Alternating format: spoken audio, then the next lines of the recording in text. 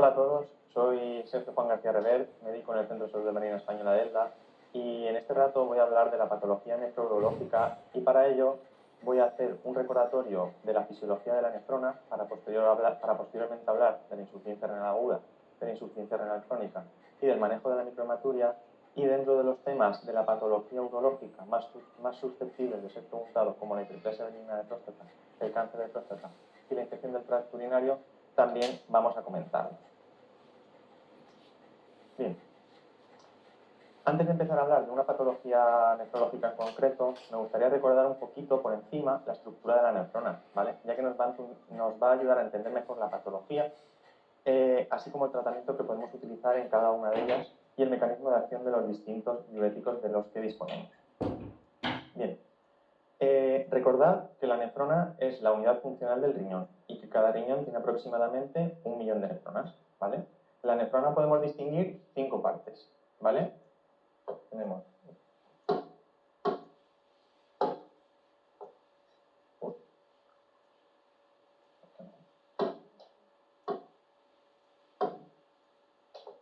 ¿vale? Tenemos el glomérulo,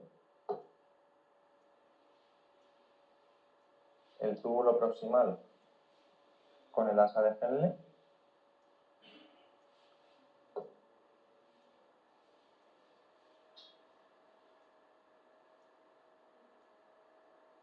el túbulo contorneado distal, ¿vale? El túbulo colector y la mácula densa. Entonces, debemos de entender el glomérulo como un ovillo vascular, ¿vale?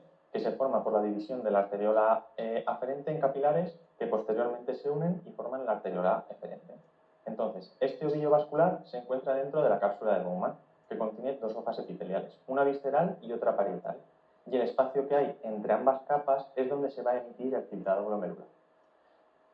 En situaciones donde se produzca un daño agudo de este glomérulo o una sobrecarga, como por ejemplo ocurriría en una proteinuria, este espacio se puede obliterar dando lugar a una pérdida de la función del glomérulo. Y esto se conoce con el nombre de glomerulosclerosis. Entonces, para que la orina llegue desde el glomérulo hasta el espacio, al espacio que hay entre las dos capas de la cápsula de Bowman, tiene que atravesar una serie de capas epiteliales que se conocen con el nombre de filtro glomerular y que son de dentro a fuera el endotelio fenestrado,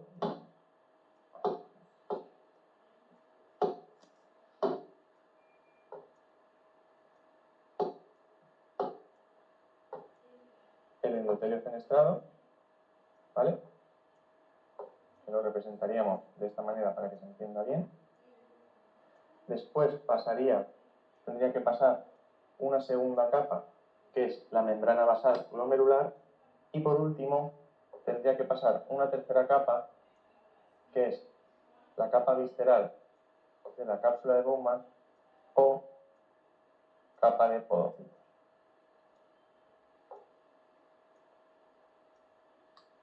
Bien.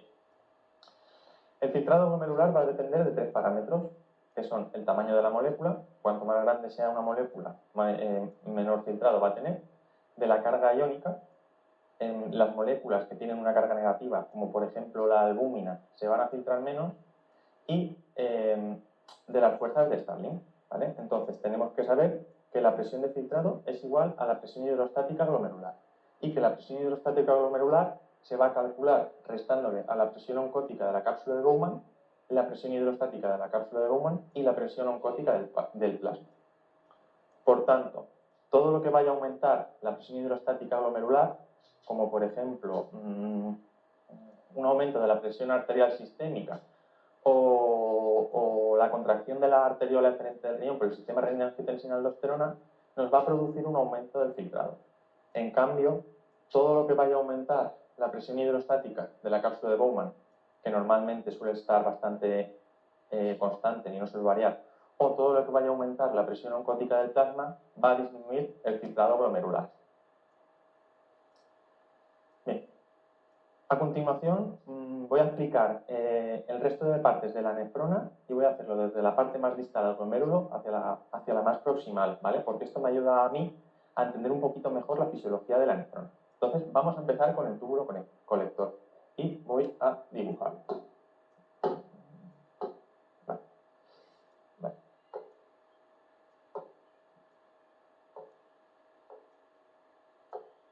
Vale. En el túbulo colector cortical vamos a encontrar las acuporinas, ¿vale? Que las representamos de esta forma. ¿Vale? Bien. Las acuporinas son unos poros que se encargan de reabsorber agua libre, por lo tanto, van a permitir que concentremos la orina. Estas acuporinas están controladas por la hormona antidiurética, de modo que cuanta más hormona antidiurética tengamos, más se van a estimular las acuporinas. Por tanto, todas las situaciones donde hay un exceso de hormona antidiurética, como por ejemplo en una secreción inadecuada de ADH, las acuporinas van a trabajar más, ¿vale? Y entonces se va a reabsorber más agua libre, ¿vale? ¿Y esto qué va a dar? Bueno, pues esto va a dar que al reabsorberse agua libre, al final baje el sodio y tengamos una hiponatremia, ¿vale? En cambio, en situaciones donde se va a producir un bloqueo o hay una incapacidad para reabsorber agua libre, como ocurre en una diabetes insípida, ¿vale? Se va a reabsorber menos agua, por lo tanto, todo el agua que no se reabsorbe o que tendría que reabsorberse por las acuporinas, la vamos a eliminar con la orina, dando lugar a una poliuria y como no se reabsorbe sodio, ¿vale? Vamos a tener una hipernatremia, ¿vale? Entonces, en el túbulo colector cortical también vamos a encontrar un intercambiador de potasio por hidrogeniones. Entonces, ¿qué pasa si se bloquea este intercambiador? Como por ejemplo ocurriría en una acidosis tubular renal distal. Pues se va a reabsorber menos potasio, ¿vale? Entonces, al reabsorberse menos potasio, vamos a tener un descenso de potasio en sangre, es decir, una hipopotasemia, y como no vamos a eliminar el exceso de hidrogeniones que deberíamos, vamos a tener una acidosis metabólica. Vale. Bien, a nivel del túbulo colector cortical también hay un intercambiador de sodio por potasio, ¿vale?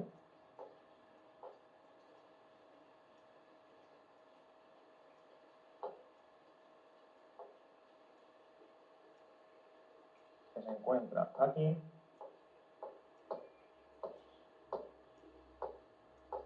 Y este intercambiador reabsorbe del 1 al 5% de sodio del que se ha filtrado en el glomérulo. Entonces, este intercambiador es estimulado por la aldosterona.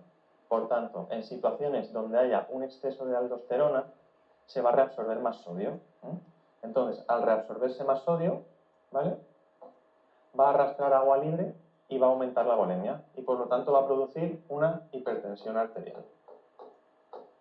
Al reabsorberse más sodio, se va a excretar o se va a filtrar más potasio. Por lo tanto, va a llegar más potasio al intercambiador de potasio por hidrogeniones, lo que va a dar lugar a un aumento del intercambio de este potasio por los hidrogeniones, dando lugar a una alcalosis metabólica. Por el contrario, cuando hay un hipoaldosteronismo, como por ejemplo una insuficiencia suprarrenal, este intercambiador no trabaja, por lo que no se reabsorbe sodio, dando lugar a una natriuresis, ¿vale? No se reabsorbe sodio, hay una natriuresis, una hipopotasemia y como no se ha reabsorbido el sodio o no ha habido un intercambio de sodio por potasio en este intercambiador, ¿vale?, va a llegar menos potasio que se va a poder intercambiar con los hidrogeniones en el túbulo colector y va a dar lugar a una acidosis metabólica. Los diuréticos ahorradores de potasio como la espironolactona son antagonistas de la aldosterona, por lo que van a actuar bloqueando este intercambiador y van a dar lugar a una hiperpotasemia y a una acidosis metabólica, como hemos dicho hace nada. Bien.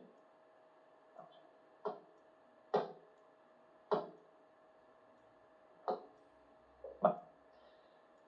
En el túbulo contorneado distal tenemos la mácula densa, como hemos dibujado.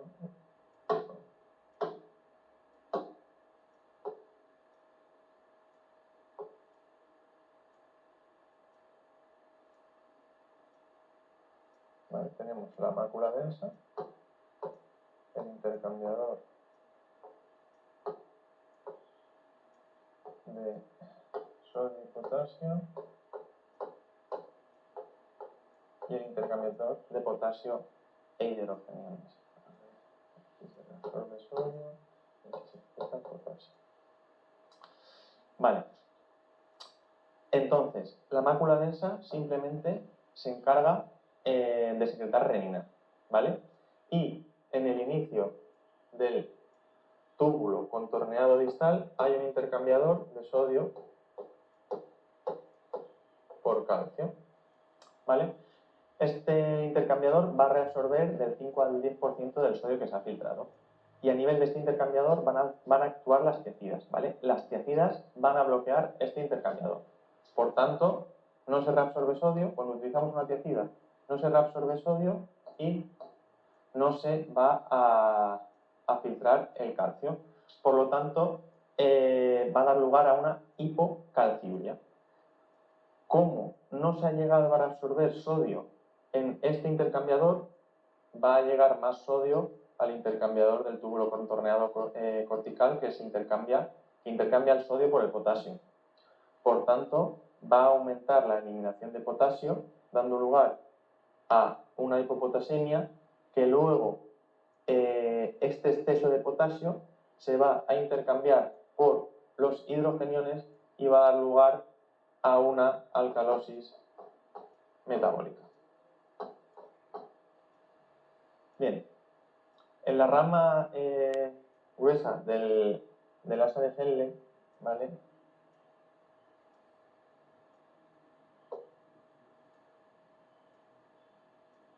Tenemos el intercambiador de sodio, potasio y cloro, ¿vale? Sodio, potasio y cloro, ¿vale? Y a este nivel actúan las tiacidas y es donde se reabsorbe el 30% del sodio. Entonces, a este nivel actúan los diuréticos de asa. Entonces, el diurético de asa actúa bloqueando este intercambiador. Por lo tanto, se va a reabsorber menos sodio. Al reabsorberse menos sodio en este intercambiador, va a llegar más sodio para poder intercambiar con el calcio en el intercambiador del sodio por calcio, ¿vale? Por lo tanto, va a dar lugar a una hipercalciuria.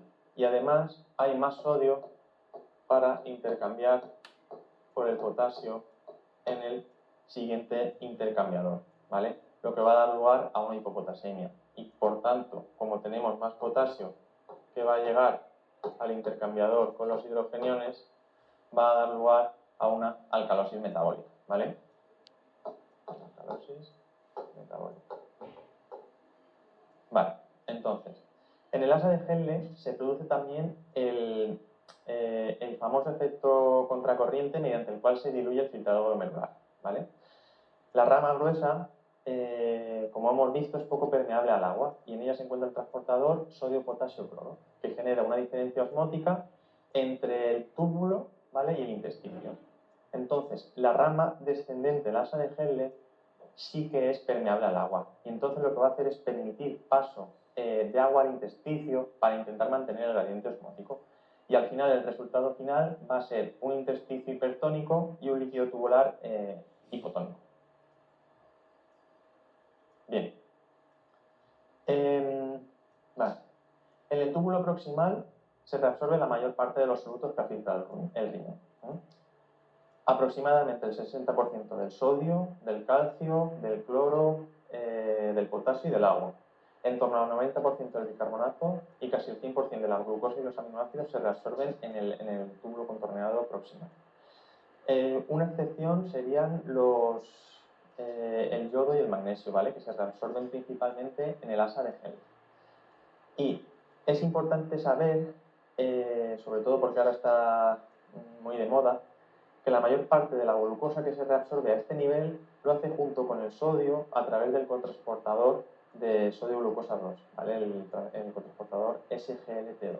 Entonces, a este nivel actúan los inhibidores de la SGLT2, los famosos ISGLT2, ¿vale? La dapagliflozina, paragliflozina y demás, que son fármacos que están cambiando un poco el paradigma de la diabetes mellitus y la insuficiencia cardíaca, porque han demostrado poseer un perfil metabólico favorable y porque disminuyen la morbimortalidad cardiovascular. Bien, el riñón se encarga de mantener la homeostasia del medio interno, tanto en su composición como en su volumen. Y para ello utiliza tres mecanismos, ¿vale? Depuración mediante filtrado glomerular y secreción tubular, regulación del filtrado mediante secreción y reabsorción tubular y mediante funciones hormonales, ¿vale? En el riñón se produce la activación de la vitamina D, en el riñón se produce la eritropoyetina, ¿vale? Por eso cuando tenemos una insuficiencia renal crónica se produce una anemia normocítica normocrómica, en el riñón se van a sintetizar las prostaglandinas, ¿vale? Por eso cuando utilizamos los AINE, ¿vale? Como inhibe la síntesis de las prostaglandinas, podemos producir una disminución de la perfusión renal, ya que estas actúan produciendo una vasodilatación, ¿vale? El riñón también participa en el sistema renina-angiotensina-aldosterona. Como hemos visto, la renina se produce en la mácula densa y transforma el angiotensinógeno en angiotensina, ¿vale? Que posteriormente se convierte en angiotensina 2 gracias a la acción de la enzima convertidora de la angiotensina. Y esta angiotensina 2 va a producir una vasoconstricción periférica y va a aumentar las resistencias periféricas. Además, en el riñón también se produce el catabolismo de la insulina. Por eso, cuando un paciente diabético está en insuficiencia renal, disminuye las necesidades de insulina. Bien, ahora vamos a pasar ya a la patología nefrológica, la insuficiencia renal aguda, ¿vale? La insuficiencia renal aguda es una pérdida brusca e intensa de la función renal y puede establecerse en el transcurso de horas, de días o de semanas, ¿vale? Como hemos dicho, una de las funciones del riñón era la de depurar, ¿vale? Entonces, como disminuye el filtrado, se va a producir una acumulación de todos los productos tóxicos que en teoría el riñón debía de haber depurado, y esto favorece la aparición de trastornos hidroelectrolíticos. Es importante saber que, aunque lo más frecuente sea que en una insuficiencia renal el paciente va a estar en oliguria, esto no siempre va a ser así, ¿vale? Puede que haya una insuficiencia renal aguda obstructiva por una hiperplasia benigna de próstata, por ejemplo, y que el paciente orine por rebosamiento, ¿vale? Y en función de las causas o de la causa que produzca esta insuficiencia renal aguda, la vamos a clasificar en prerrenal, en parenquimatosa y en obstructiva. Entonces, la insuficiencia renal aguda prerrenal es la causa más frecuente de insuficiencia renal aguda y produce en torno al 70% de los casos de esta, ¿vale? No hay una alteración en la estructura del riñón, ¿vale? Simplemente es que al riñón deja de llegarle sangre, ¿vale? Hay una hipoperfusión renal y deja de trabajar, ¿no? Esta situación inicialmente es reversible, ¿vale? El problema viene cuando se mantiene en el tiempo, ya que puede evolucionar a una insuficiencia renal aguda parenquimatosa con el riesgo que eso conlleva. Entre las causas de insuficiencia renal aguda prerrenal podemos destacar la hipovolemia, ¿vale? Que se produce, por ejemplo, por una deshidratación como dan los vómitos de las diarreas, por hemorragias, por atrapamientos en el tercer espacio como ocurre en una citis. También podemos tener una insuficiencia renal aguda por un bajo gasto cardíaco, como por ejemplo ocurre en una insuficiencia cardíaca, en un infarto agudo de miocardio, en un tromboembolismo pulmonar, en un TEP, ¿vale? La insuficiencia renal aguda también se puede producir, por ejemplo, en una situación de un shock séptico por una vasodilatación periférica. La vasoconstricción de la arteriola frente del riñón también puede dar lugar a una disminución del filtrado que al final va a dar lugar a una insuficiencia renal aguda. Y también se puede producir por una pérdida en la capacidad de autorregulación del flujo sanguíneo renal, ¿vale? Como ocurre, por ejemplo, al inhibir la síntesis de las prostaglandinas cuando estamos en tratamiento con AINE, o al inhibir el sistema renina-angiotensina-aldosterona en situaciones donde necesitamos que la arteriola deferente del riñón esté contraída porque es la que está manteniendo el filtrado glomerular. Y bien, ¿y qué ocurre en la insuficiencia renal aguda prerenal para intentar conservar la función del riñón? Bien, pues como no llega suficiente sangre al riñón, se va a estimular el sistema renina-angiotensina-aldosterona para poder obtener el suficiente volumen de sangre que asegure el filtrado. Entonces, la angiotensina 2 va a producir una vasoconstricción de la arteriola deferente para aumentar la presión dentro del glomérulo, y la aldosterona va a reabsorber sodio, parte del sodio que se ha filtrado, que arrastra agua libre con él, ¿vale? Por tanto, la orina está concentrada y el sodio urinario será más bajo. Además, también se produce una reabsorción de la urea, mientras que la creatinina prácticamente no sufre alteración, ¿vale? Por lo tanto, el cociente urea-creatinina va a estar aumentado en plasma en una insuficiencia renal aguda. En cuanto a la clínica de la insuficiencia renal aguda prerrenal, suele aparecer una oliguria, una hipotensión o una deshidratación mucocutánea. La insuficiencia renal aguda parenquimatosa, ¿vale?, es causa de aproximadamente el 10-20% de los casos de un fracaso renal agudo. Y en este caso sí que se produce por una lesión en la estructura del parénquima renal, ¿vale? Tiene una etiología, una patogenia y una clínica muy variadas debido a la gran cantidad de estructuras que hay en el riñón y que pueden verse implicadas. Pero entre las causas de la insuficiencia renal aguda parenquimatosa encontramos alteraciones vasculares, como por ejemplo la vasculitis, la microangiopatía trombótica, el aterombolismo de colesterol, etc. También hay causas glomerulares, como por ejemplo las glomerulonefritis agudas primarias o las secundarias. Las alteraciones tubulares también son causa de insuficiencia renal aguda parenquimatosa, donde la necrosis tubular aguda es la causa más frecuente del fracaso renal agudo parenquimatoso.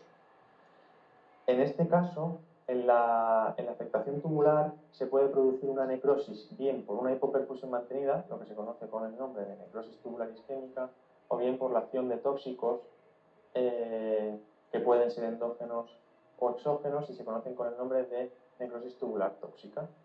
Y otra causa de insuficiencia renal aguda parenquimatosa son las alteraciones tubointersticiales producidas por fármacos, por infecciones o por radiación.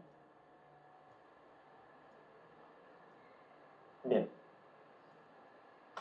la necrosis tubular aguda evoluciona de una forma progresiva y se diferencia en una serie de fases, que son la fase de instauración, la fase de oliguria, la fase de poliuria ineficaz y la fase de restauración. La fase de instauración se caracteriza porque el paciente presenta una ligera disminución de la diuresis, pero que suele pasar desapercibida, y aparece en situaciones que predisponen a una necrosis tubular aguda, como por ejemplo un posoperatorio o un shock.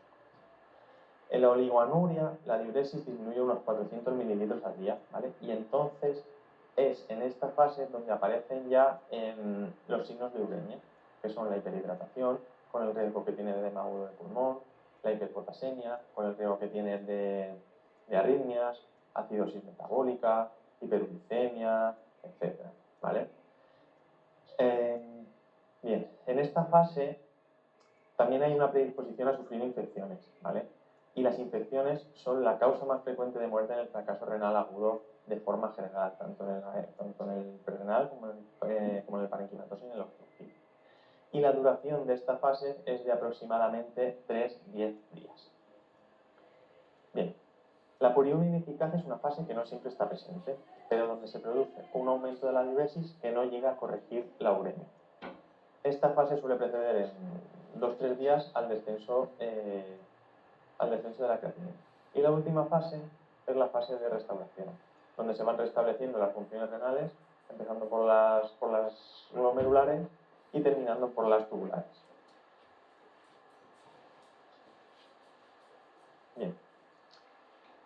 La insuficiencia renal aguda obstructiva se produce por una obstrucción que puede ocurrir en cualquier nivel del tracto urinario.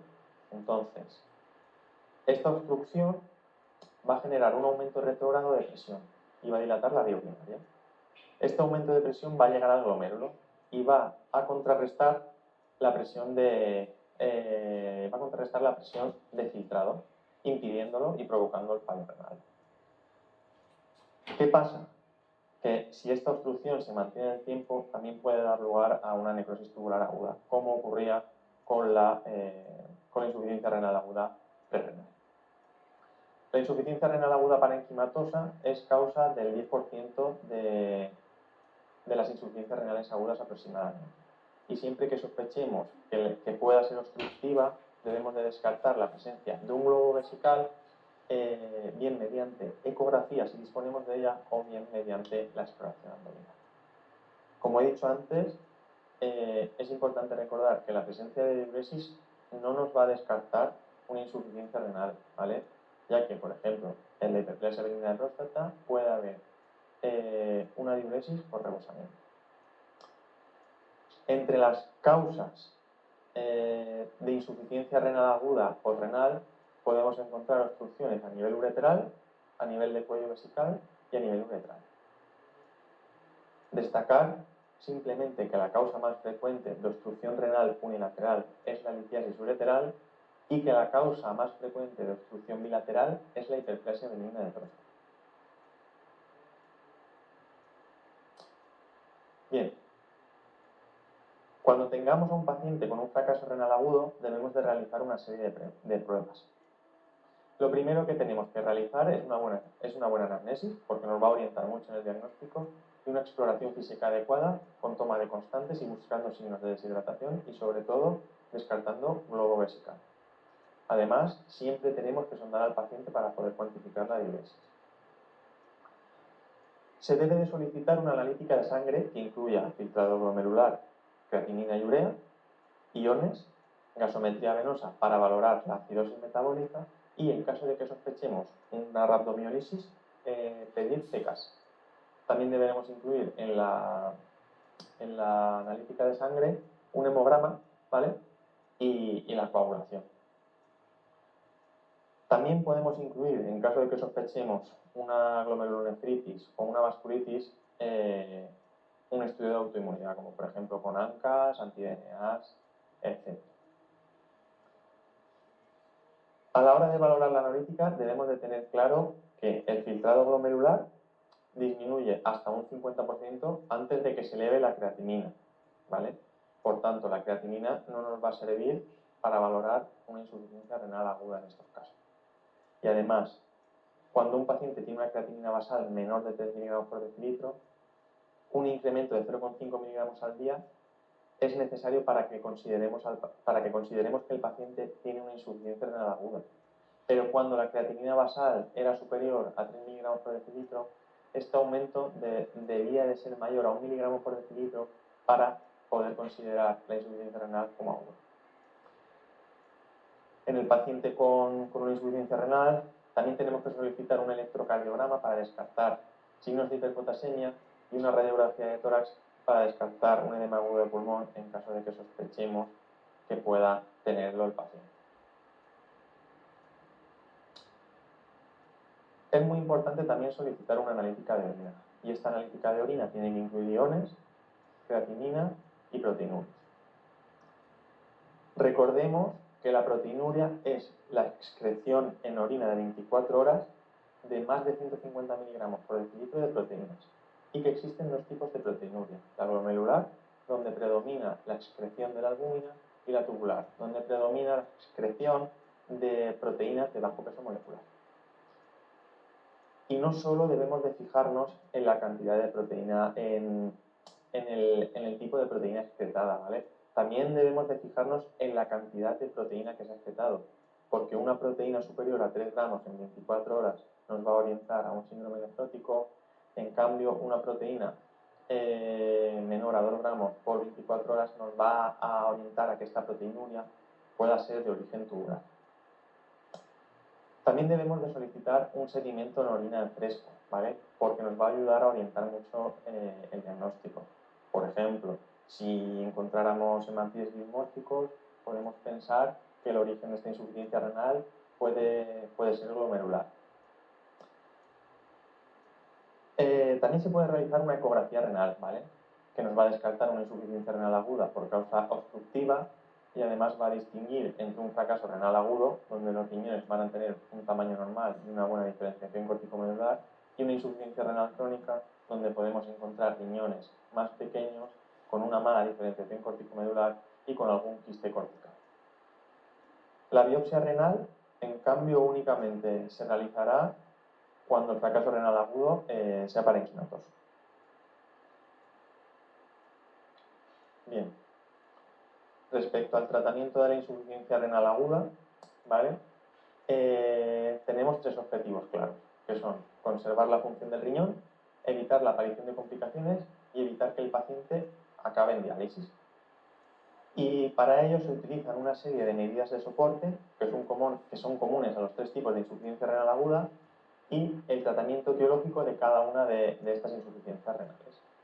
Entonces, dentro de las medidas de soporte, las más importantes son monitorizar el volumen extracelular, controlando el peso y la tensión arterial diariamente, controlar la ingesta de calorías para evitar el catabolismo, restringiendo las proteínas a unos 0,7 gramos por kilo y por día, ajustar la dosis de los fármacos nefrotóxicos en función de los niveles del filtrado glomerular y de la creatinina,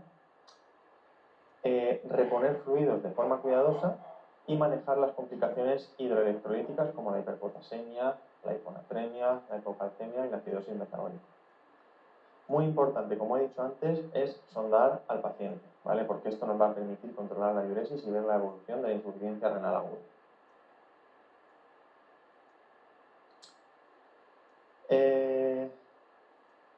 Además del tratamiento de soporte, tenemos que tratar la causa que originó esta insuficiencia renal aguda, que al final va a ser el tratamiento más importante y el que nos va a resolver esta situación. En la insuficiencia renal aguda se debe expandir la volemia con suroterapia. Y si a pesar de esta suroterapia persiste la oliguria, se puede dar una dosis pequeñita de un diurético de asa para iniciar la diuresis y evitar que aparezca una necrosis tubular aguda. El tratamiento de la insuficiencia renal aguda parenquimatosa es etiológico, ¿vale? Y el tratamiento de la insuficiencia renal aguda obstructiva consiste en resolver la obstrucción que está produciendo el cuadro. Es importante recordar que la colocación de la sonda vesical nos va a descartar una uropatía obstructiva baja y que también se puede realizar una nefrostomía percutánea si la obstrucción es supravesical. ¿Y cuándo está indicado realizar diálisis? Bien, pues las indicaciones de diálisis sería cuando hay una sobrecarga hídrica, como por ejemplo un edema agudo de pulmón que no responde a tratamiento diurético, cuando hay una hiperpotasemia grave persistente o con signos de toxicidad cardíaca, cuando hay una acidosis metabólica severa con unos niveles de bicarbonato menor de 10 y que no responde al tratamiento con bicarbonato, cuando hay una hipercalcemia severa y cuando hay presencia de síntomas y complicaciones urémicas graves, ¿vale? Como por ejemplo pueden ser los vómitos, las alteraciones neurológicas, una diátesis hemorrágica, etc. Bien, ahora vamos a pasar a la insuficiencia renal crónica. La insuficiencia renal crónica o enfermedad renal crónica se define por la presencia de alteraciones en la estructura o alteraciones en la función del riñón durante más de 3 meses. A la hora de valorar la función del riñón, nos podemos basar en la presencia de marcadores de daño renal, como por ejemplo la albuminuria o el descenso del filtrado glomerular.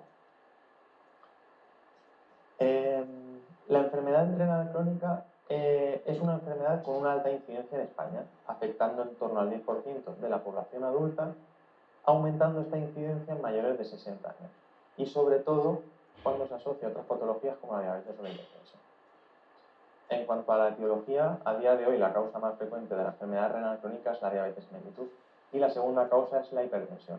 Por tanto, la causa más frecuente de la enfermedad renal crónica es la nefroangioclorosis. ¿Y qué va a ocurrir en la insuficiencia renal crónica? Bien, pues el deterioro de la función renal es consecuencia o se produce porque hay una reducción en el número de nefronas. Entonces, las nefronas que quedan van a sufrir un fenómeno de hiperfiltración para intentar mantener este filtrado glomerular. El problema es que este fenómeno de hiperfiltración va a terminar fallando. Entonces, en este momento se va a ir produciendo un deterioro progresivo de la función renal. Afortunadamente, actualmente disponemos de una serie de fármacos como son los IECAS y los ARA2 que van a controlar la presión dentro del glomérulo y que por tanto van a frenar el fenómeno de hiperfiltración y van a frenar el deterioro de la función renal. Sin embargo, existen también unos factores de progresión de enfermedad renal crónica que son independientes y que son la hipertensión arterial, que es el factor independiente más importante, la proteinuria, que produce inflamación y fibrosis del tubo intersticial, la hiperlipidemia, que va a producir arteriosclerosis en los vasos de todo el organismo y que por tanto va a disminuir la perfusión renal, el tabaco, donde cada vez está más demostrada su implicación con la enfermedad renal crónica, la hipertensión intraglomerular con fenómeno de hiperfiltración que produce más proteinuria e hipertensión arterial sistémica. Por lo tanto, diremos que la hipertensión es causa y consecuencia de esta insuficiencia renal, y la hiperfosforemia y el aumento del producto calcio por fósforo. Bien, la enfermedad renal crónica puede afectar a una gran cantidad de órganos y sistemas, ¿vale? Pero la clínica depende principalmente de la velocidad de instauración y del grado de la misma. Y suele aparecer cuando el filtrado glomerular está en torno a 25 o 35%. Os recuerdo de nuevo que la creatinina no es un buen parámetro en la enfermedad renal crónica, ¿vale? Ya que comienza a elevarse cuando el filtrado glomerular ha caído al 50%. Actualmente distinguimos 5 estadios de insuficiencia renal crónica en función del filtrado glomerular y el grado de proteinuria, ¿vale? Vemos cómo en función del filtrado glomerular dividimos la enfermedad renal crónica en 6 grados, ¿vale? Grado 1, grado 2, grado 3A, grado 3B, grado 4 y grado 5, ¿vale? En el grado 5 el filtrado es menor de 15, en el grado 4 el filtrado está entre 15 y 30, en el grado 3B el filtrado va a estar entre 30 y 44, en el 3A entre 45 y 60, y en el grado 2 y en el grado 1 vamos a considerar que el paciente tiene una función renal normal. También tenemos que valorar el grado de proteinuria y existen 3 grados distintos. El grado A1, donde la proteinuria es menor, ¿vale?, de 30 miligramos por gramo. El grado A2, donde la proteinuria está entre 30 y 300 miligramos por gramo. Y el grado A3, donde la proteinuria será mayor de 300 miligramos por gramo. Y en las siguientes diapositivas voy a hablar un poquito más detalladamente de los efectos de la enfermedad renal crónica a nivel sistémico. Bien, entre los aparatos y los sistemas que son afectados por la enfermedad renal crónica se produce un mal manejo del agua y la sal por una pérdida de la función estenúrica en fases iniciales y por una retención de agua y sal en fases tardías, ¿vale? La pérdida de la función estenúrica nos va a impedir concentrar la orina y conservar el sodio y el agua, y esto se va a manifestar con una poliuria y una nictus. Y la retención de agua y sal produce una oliguria que conduce a una hipertensión arterial, a edemas periféricos y que puede acabar incluso en un edema agudo del pulmón. La acidosis metabólica se produce porque el riñón no puede eliminar el exceso de ácido que se ha producido y se manifiesta con síntomas como un síndrome constitucional, con taquipnea, con debilidad muscular y con una tendencia a la hiperpotasemia. La hiperpotasemia aparece cuando el filtrado glomerular es menor del 25% y se ve favorecida por el bloqueo del sistema renina-angiotensina-aldosterona, es decir, cuando utilizamos fármacos como los IECAS o los ARA2, cuando utilizamos fármacos como los diuréticos ahorradores de potasio y cuando utilizamos beta-bloqueantes. En la enfermedad renal aguda, crónica, también se van a producir una serie de alteraciones endocrinometabólicas, ¿vale? Va a haber un déficit en la conversión periférica de T4 a T3, va a haber una resistencia periférica a la insulina, va a haber una dislipemia con tendencia al aumento de los triglicéridos y al descenso del HDL que va a favorecer una aterosclerosis precoz. Se va a producir un aumento de la prolactina y un descenso de las hormonas FSH y LH que va a producir una impotencia sexual o una disminución de la libido, etc. La enfermedad renal crónica a nivel hematológico también puede afectar a las tres líneas. En la serie roja va a producir una anemia normocítica normocrómica, que, aunque es de causa multifactorial, la causa más frecuente suele ser el déficit de eritropoyetina. También influyen otras causas, ¿vale? Como que la vida media del hematí es corta por el estado urémico y por pérdidas digestivas de hierro, pero la causa más frecuente es el déficit de la síntesis de hierro. Debemos de tener en cuenta que la ferritina es un reactante de fase aguda y por tanto se va a elevar en estados proinflamatorios como la enfermedad renal crónica. Por tanto, una ferritina elevada no nos va a descartar que los depósitos de hierro estén bajos o no nos va a descartar que los depósitos de hierro no estén completos, ¿vale? Entonces, cuando valoremos una anemia en una insuficiencia renal crónica, debemos de valorar todo el perfil férrico. Debemos de valorar el hierro, la ferritina, el volumen corpuscular medio e incluso el ancho de distribución eritrocital. La enfermedad renal crónica también afecta a los leucocitos, ¿vale? Existe una predisposición a padecer infecciones porque estos leucocitos van a ser disfuncionantes. Y a nivel plaquetario hay una tendencia al sangrado por la trombopatía urémica. A nivel cardiovascular, la enfermedad renal crónica va a producir una aterosclerosis acelerada, siendo el infarto agudo de miocardio la causa más frecuente de muerte en estos pacientes, ¿vale? Aunque también son bastante frecuentes la enfermedad cerebrovascular y la arteriopatía periférica. Y a nivel neurológico, además, puede producir una polineuropatía urémica, que es una polineuropatía inicialmente sensitiva que es de predominio en miembros inferiores y de inicio distal.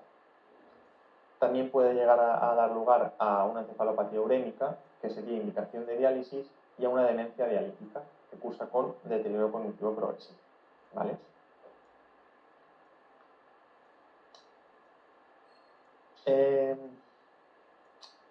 La enfermedad renal crónica también va a producir una osteodistrofia renal. ¿Y cómo se va a reflejar esto? ¿Vale? Bien, la eliminación renal del fósforo disminuye cuando el filtrado cae por debajo del 25%. Y esta elevación del fósforo va a estimular directamente a la paratormona para que aumente la eliminación del exceso de fósforo. Además, este exceso de fósforo va a facilitar la entrada de calcio al hueso, eliminando el calcio de la sangre, lo que va a producir una hipocalcemia que, a su vez, va a estimular la elevación de la paratormona para intentar aumentar el calcio. Entonces, este exceso de paratormona, que se ha estimulado tanto por el exceso de fósforo como por el exceso de calcio, va a activar a los osteoclastos para intentar normalizar el calcio en la sangre y por tanto va a producir un aumento del producto calcio por fósforo.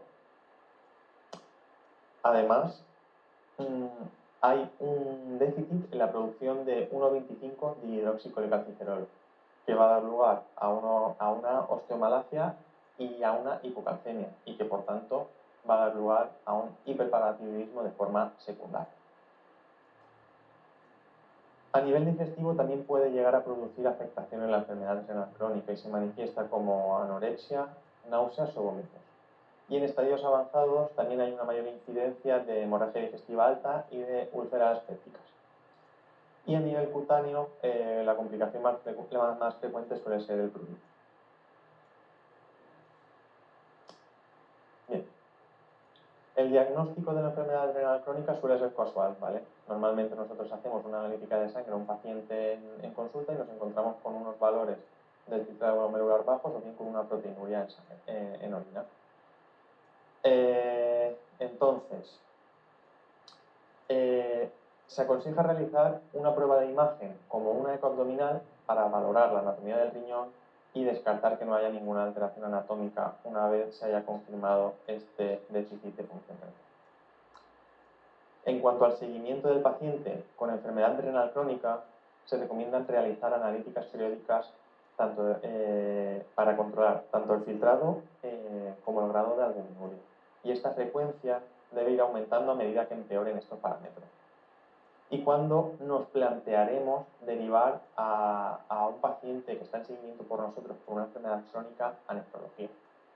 Bien, pues lo derivaremos cuando el paciente tenga un cociente albúmina-creatinina mayor de 300 miligramos por gramo, cuando este cociente esté entre 30 y 300, pero haya una disminución del filtrado glomerular mayor del 25%, haya una hematuria que vaya progresando, haya una hipertensión refractaria o bien una anemia de origen renal. Derivaremos al paciente también al nefrólogo cuando tenga un filtrado glomerular menor de 30 mililitros por minuto y en caso de que este filtrado esté entre 30 y 60 mililitros por minuto, pero tenga una hematuria no urológica o una albuminuria mayor de 300 miligramos por hora.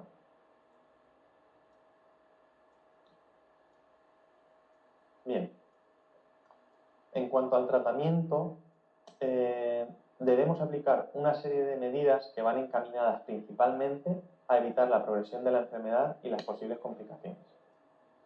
La dieta debe ser baja en potasio por el riesgo de hiperpotasemia, es decir, tenemos que limitar el consumo de ciertas frutas como el plátano y algunas verduras.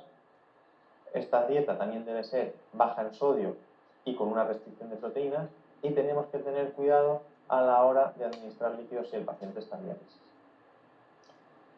En caso de que el calcio esté disminuido, también podemos dar suplementos de calcio para evitar el hiperparatitismo. El calcitriol está indicado también cuando los niveles de calcio y fósforo están disminuidos, pero debemos de llevar cuidado porque va a estar contraindicada cuando el fósforo esté alto, porque la vitamina D empeoraría los niveles. Se deben de intentar mantener los niveles de bicarbonato en torno a 17-20 miliequivalentes por litro. Y en caso de que disminuyan, se pueden dar suplementos orales para intentar mantener el equilibrio ácido-base. También se puede administrar EPO, ¿vale? En caso de que los niveles de hemoglobina sean bajos, con el objetivo de alcanzar unos niveles o unas cifras en torno a 11-12 miligramos por decilitro. Pero debemos de llevar cuidado, porque administrar EPO con cifras de hemoglobina superiores a este punto puede dar lugar o puede predisponer a la aparición de accidentes cerebrovasculares. Bien, el objetivo tensional en un paciente nefrópata es igual que en el resto de la población general. Es decir, debe de tener unos niveles de tensión arterial menores de 140-90 milímetros de mercurio. Pero si el paciente presenta una proteinuria mayor de 0,5 gramos por 24 horas, se puede reducir esta tensión arterial sistólica por debajo de 130. Los IECAS y los ARA2 se consideran fármacos fundamentales para controlar la progresión de la enfermedad renal crónica, porque van a disminuir, como hemos dicho antes, la presión dentro del glomérulo y por tanto van a disminuir la proteinuria. Eso sí, debemos de llevar cuidado con ellos, ya que pueden elevar los niveles de potasio y están contraindicados en la estenosis de la arteria renal bilateral y en lesiones vasculares renales difusas. En cuanto al tratamiento diurético, vamos a elegir un fármaco u otro en función de los niveles del filtrado glomerular. En pacientes que tienen un filtrado glomerular menor de 30 mililitros por minuto, se van a utilizar diuréticos de ASA, porque las tiacidas no van a tener efecto por debajo de estos valores. Con los inhibidores de la aldosterona debemos de llevar cuidado en estadios avanzados, ¿vale? Porque a pesar de ser un fármaco que va a disminuir la proteinuria, tiene un riesgo muy alto de hiperpotasemia. principalmente o sobre todo cuando se asocia con IECAS y ARA2. Por otro lado, tenemos dos familias de calciantagonistas, ¿no? Y cada familia tiene un efecto diferente sobre la proteinuria. Los no dihidropirimidínicos, como son el verapamilo y el diltiazem, son capaces de reducir la proteinuria, pero los de tipo dihidropirimidínico, como el amlodipino, que utilizamos mucho para el tratamiento de la hipertensión, tienen o actúan sobre todo en la arteriola aferente, ¿vale? Teniendo un menor efecto en la arteriola eferente, por lo que son inferiores en comparación con los no dihidropirimidínicos a la hora de retrasar la progresión de la enfermedad renal crónica, porque pueden llegar a aumentar la proteinuria. En caso de precisar fármacos beta bloqueantes, se utilizarán fármacos cardioselectivos, ¿vale? Como son el esmolol, el bisoprolol, el atenolol, el metoprolol y el bisoprolol y el nebivolol. Bien, el tratamiento de la dislipemia va a ser con estatinas. Y ya, como última opción de tratamiento, se encuentra la diálisis, ¿vale? Nos plantearemos iniciar diálisis en pacientes con una enfermedad renal crónica estadio 4 avanzado, en pacientes que han presentado un rápido deterioro de la función renal o en pacientes que presentan una creatinina sérica mayor de 4 miligramos por decilitro. Pero debemos de tener en cuenta que la clínica es la que manda a la hora de iniciar el tratamiento sustitutivo, ¿vale? No las cifras analíticas.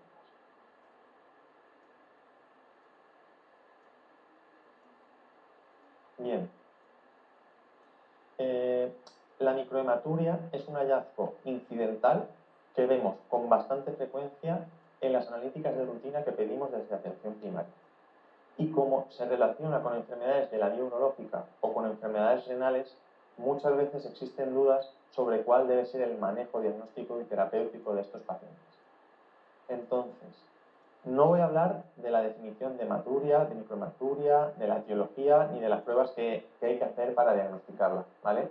Simplemente voy a hablar del manejo que debe de hacer un médico de atención primaria cuando tiene delante una analítica y ve una microhematuria. Bien. Cuando un paciente acude a consulta a recoger sus resultados analíticos y tiene una microhematuria, lo primero que tenemos que hacer es preguntarle al paciente si tiene algún tipo de síntoma, ¿vale? Debemos de intentar averiguar si el paciente tiene una posible infección del tracto urinario o un cólico renal, ¿vale? Ya que en caso de que el paciente presente síntomas, realizaremos una exploración y una serie de pruebas complementarias dirigidas y lo trataremos en caso de que sean positivos. En caso de que el paciente presente síntomas, pero estos síntomas sean síntomas del tracto urinario inferior irritativos y aparte presente una hematuria macroscópica menor de 6 meses, debemos de derivar al paciente al urólogo para que lo valore. Bien. En caso de que el paciente que presenta una microhematuria en orina no tenga ningún síntoma, lo primero que tendremos que hacer es confirmar en un segundo seguimiento que persiste esta microhematuria y descartar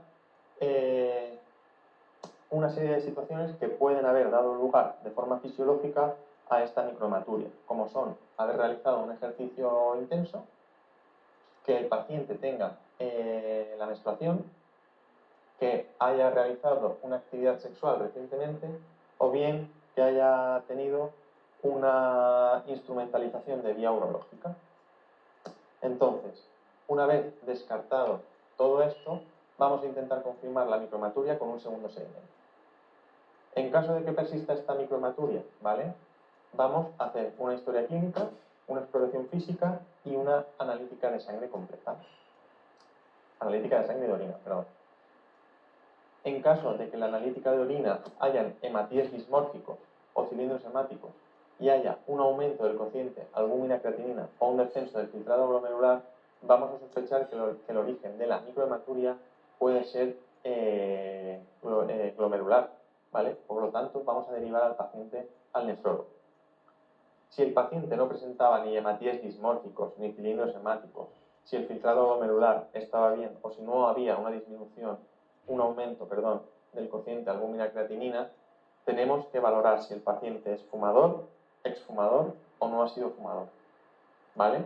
Si el paciente no ha sido fumador y es hombre mayor o igual de 60 años, derivaremos al urólogo. Si el paciente es exfumador y tiene una edad mayor o igual a 55 años, también derivaremos al urólogo. Y si el paciente es fumador actual y tiene más 45 años o más, también tiene criterios de derivación al urólogo. A estas edades habría que sumarle 10 años en el caso de las mujeres, ¿vale? En caso de que el paciente no cumpla los criterios de tabaquismo y edad, tendrá que hacer un seguimiento por parte del médico de familia. Y si se puede, se hará una ecografía para valorar que no existan alteraciones significativas. En caso de que existan alteraciones significativas, pues se hará un manejo específico de las mismas. Y si no hay ninguna alteración, pues se harán controles analíticos de forma anual, con tensión arterial, sedimento, filtrado glomerular, creatinina y cociente albúmina creatinina. ¿Qué pasa? Que si a lo largo de estos controles anuales presenta el paciente un aumento del cociente albúmina creatinina o una disminución del filtrado glomerular, vamos a poder derivarlo al nefrólogo. O si presenta una hematuria macroscópica o síntomas excitativos, vamos a derivarlo al urólogo. En cambio, si esta microhematuria desaparece con el paso de los años, vamos a dejar de hacer el seguimiento.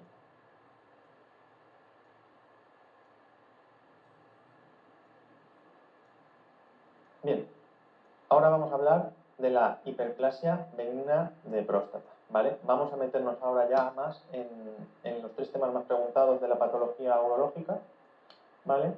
Y vamos a intentar aclarar los conceptos clave. La hiperplasia benigna de próstata es uno de los procesos no infecciosos, junto con el adenocarcinoma de próstata, que con mayor frecuencia afectan a la próstata. Es la causa más frecuente de obstrucción del tracto urinario inferior en el varón, y aproximadamente el 50% de los varones en la 6ª década de la vida sufren de alguna u otra manera sus efectos. Anatómicamente, la próstata se divide en 4 zonas: una zona transicional, una zona central, una zona periférica y el fibrostoma anterior. La hiperplasia benigna de próstata suele afectar a la zona transicional, ¿vale? Y el 70% de los cánceres de próstata afectan a la zona periférica. Lo digo para que lo tengamos un poquito claro. Respecto a la etiología, a pesar de que no está del todo clara, sí que parece que existe un desequilibrio entre la proliferación celular, ¿vale? Es decir, hay una hiperplasia de células glandulares y estromales en la zona transicional, y la apoptosis a nivel glandular. Y los 2 factores fundamentales que son necesarios para su aparición son la edad y la presencia de andrógeno, es decir, la dihidrotestosterona. Bien. Respecto a la clínica de la hiperplasia benigna de próstata, en un primer momento se produce una obstrucción de la uretra a nivel de la próstata, y esto hace que secundariamente el músculo detrusor de la vejiga se hipertrofie. Entonces, al hipertrofiarse el músculo detrusor, se van a producir una serie de contracciones no inhibidas del mismo que van a dar lugar a los síntomas de llenado o a los síntomas excitativos, que son la poliquiuria, la nicturia y la urgencia miccional. A medida que el detrusor empieza a fallar o a claudicar, van a empezar a aparecer los síntomas obstructivos o clínica de vaciado, que son la dificultad para empezar la micción, el chorro débil o entrecortado, el goteo terminal, la sensación de no haber vaciado del todo la vejiga y la incontinencia urinaria por rebosamiento. Y es en esta fase donde pueden aparecer complicaciones como por ejemplo los divertículos y las litiasis vesicales o el residuo postmiccional elevado. Bien. También puede aparecer una retención aguda de orina o infecciones del tracto urinario en esta fase. Es importante que tengamos en cuenta 3 cosas. La incontinencia de orina puede aparecer en fases iniciales por contracciones no inhibidas del detrusor y en fases tardías por rebosamiento en una raba, ¿vale? y que la intensidad de los síntomas nunca se va a relacionar con el tamaño de la próstata y que la hiperplasia benigna de próstata no es una lesión precancerosa. Bien, siempre que tengamos a un paciente en el que sospechemos una hiperplasia benigna de próstata por los síntomas que nos cuenta, debemos realizar una anamnesis dirigida. Como el abanico de síntomas es muy amplio, para valorar de una forma más objetiva a nuestros pacientes, las distintas guías de atención primaria recomiendan utilizar la escala del IPSS para valorar la intensidad de los mismos. Y en función del resultado que se obtenga, se clasificará en leve, es decir, de 0 a 7 puntos, moderada, entre 8 y 19 puntos, y grave, de 20 a 35 puntos. Además, siempre, repito, siempre se debe realizar un tacto rectal al paciente, ¿vale? Ya que nos va a dar mucha información sobre el tamaño, la consistencia y la presencia de alguna posible complicación. Por ejemplo, en una hiperplasia benigna de próstata, la próstata suele estar aumentada de tamaño, pero la consistencia va a ser blanda, y en un adenocarcinoma de próstata la consistencia va a ser fecha. También se debe realizar una analítica de sangre donde se valore la función renal, el seguimiento de orina y los niveles de PSA.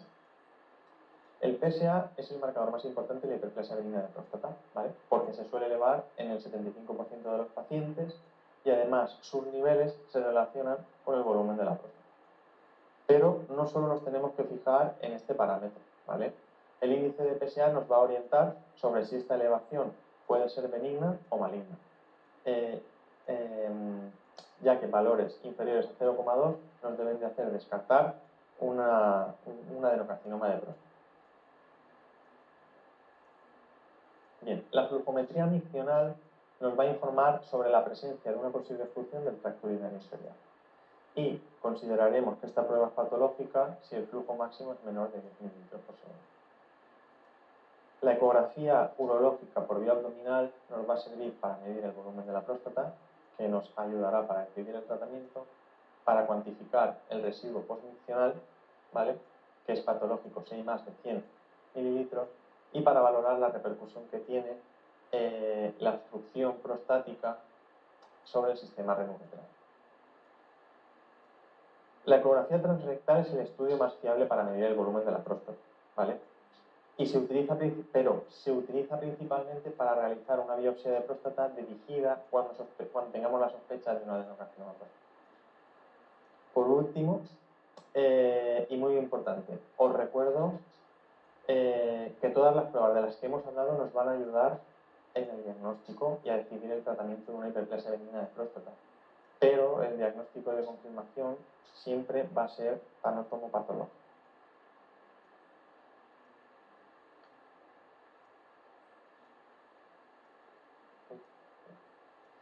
Bien. A la hora de iniciar tratamiento de hiperplasia benigna de próstata, nos basamos casi siempre en los resultados que el paciente ha obtenido en la escala IPSS. Por tanto, si el paciente presenta síntomas leves, es decir, una puntuación entre 0 y 7, se aconseja una vigilancia activa y fitoterapia. En cambio, cuando el paciente presenta síntomas moderados o graves, a partir de una puntuación mayor o igual a 8, está aconsejado iniciar tratamiento farmacológico. Y entre los fármacos de los que disponemos encontramos los alfa-bloqueantes, los inhibidores de la 5-alfa reductasa, ¿vale?, y los inhibidores de la fosfodiesterasa 5. Los alfa-bloqueantes lo que hacen es aumentar el tono del músculo detrusor y relajan el tono del esfínter interno vesical. Por tanto, van a aumentar el flujo de orina. Y además o actúan de una manera rápida en torno a las 24 horas desde que se administra. En este grupo vamos a encontrar la tamsulosina y la sirodosina, y como efectos secundarios suelen dar dolores de cabeza, somnolencia o hipotensión ortostática. Los fármacos inhibidores de la 5-alfa reductasa actúan disminuyendo el volumen de la próstata porque inhiben la conversión periférica de testosterona en dihidrotestosterona. Estos fármacos tienen un inicio de acción lento, ¿vale? Empiezan a hacer efecto en torno a los 5 o 6 meses aproximadamente. Pero a pesar de tener este inicio de acción prolongado, son los únicos fármacos que alteran el curso de la enfermedad y además van a disminuir el PSA a la mitad. Por tanto, siempre que tengamos a un paciente en tratamiento con un inhibidor de la 5-alfa reductasa, debemos de estar atentos ante una posible sospecha de un adenocarcinoma de próstata. Dentro de este grupo encontraremos el finasteride y el dutasteride. Y como efectos secundarios se han descrito alteraciones de la esfera sexual principalmente. Bien, los inhibidores de la fosfodiesterasa 5 son fármacos que se utilizan principalmente en el tratamiento de la disfunción eréctil, pero el tadalafilo ha demostrado que también puede relajar las fibras de la musculatura prostática. Y en caso de que el paciente no responda al tratamiento farmacológico, nos podremos plantear el tratamiento quirúrgico. Y las principales indicaciones serían en pacientes sintomáticos moderados o severos que no responden al tratamiento médico, en pacientes que quieren operarse porque no quieren tomarse el tratamiento farmacológico y cuando un paciente presente complicaciones severas por obstrucción del tracto urinario inferior, como son una hematuria refractaria al tratamiento con fármacos alfa bloqueantes, itis de repetición, insuficiencia renal, etc. Bien, y este es un pequeñito esquema, ¿vale?, de qué tenemos que hacer cuando tenemos un paciente con síntomas del tracto urinario inferior.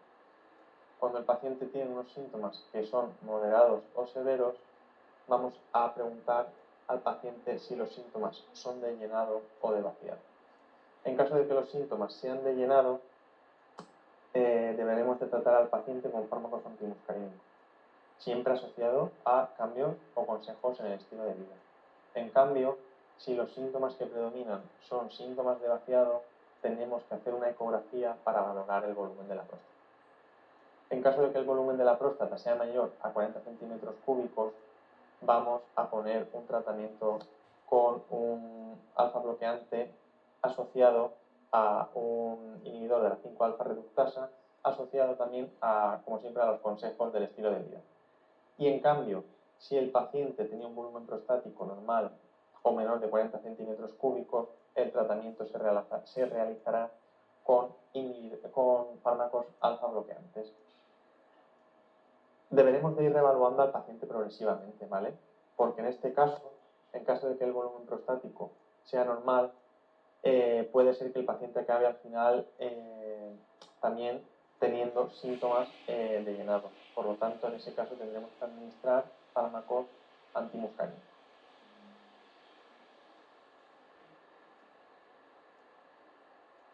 Bien, vamos a pasar ahora a hablar del cáncer de próstata. Bien. El cáncer de próstata es el tumor más frecuente en el hombre. Y de entre todos los tipos histológicos que hay, la mayoría de estos tumores suelen ser adenocarcinomas. Como he dicho antes, el 90% de ellos asientan en la zona periférica. Recordemos que la hiperplasia asentaba o afectaba a la zona transicional principalmente. Y que el adenocarcinoma tiene un crecimiento lento. A pesar de que existe una predisposición genética para padecer adenocarcinoma de próstata por mutación en el gen BRCA2, únicamente menos del 10% de los casos de adenocarcinoma son hereditarios.